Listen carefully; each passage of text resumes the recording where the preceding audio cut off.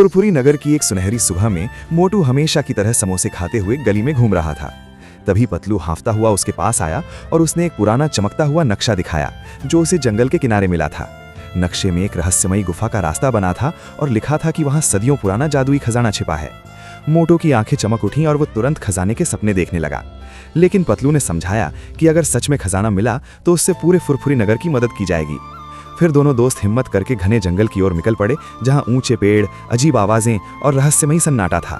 रास्ते में झाड़ियों से चमकती आंखें दिखाई दी तो मोटू डरकर पतलू के पीछे छिप गया, पर पता चला वो सिर्फ एक शरारती बंदर था।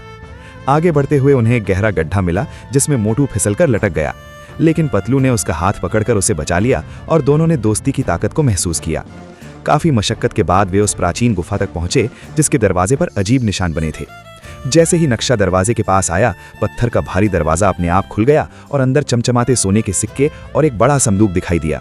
मोटू खुशी से उछल पड़ा और जैसे ही उसने संदूक खोला, तेज हवा चलने लगी। गुफा कांपने लगी और एक गूंजती हुई आवाज आई कि जो लालच में आएगा वो सब कुछ खो देगा। ये सुनकर मोटू घबरा गया, लेकिन पतलू ने शांत होकर कहा कि वे खजाना सिर्फ अपने लिए नहीं बल्कि पूरे नगर की भलाई के लिए लेंगे। तभी गुफा शांत हो गई और संदूक दोबारा खुला, जिसमें सोने के बजाय एक चमकता हुआ जादुई पत्थर था जिसकी रोशनी पूरे जंगल में फैल गई। दोनों दोस्त उसे लेकर फुरफुरी नगर लौटे और उस पत्थर की शक्ति से टूटे घर ठीक हो गए। सूखे कुएं में पानी आ गया, खेतों में हरियाली लौट आई और लोग खुशी से झूम उठे।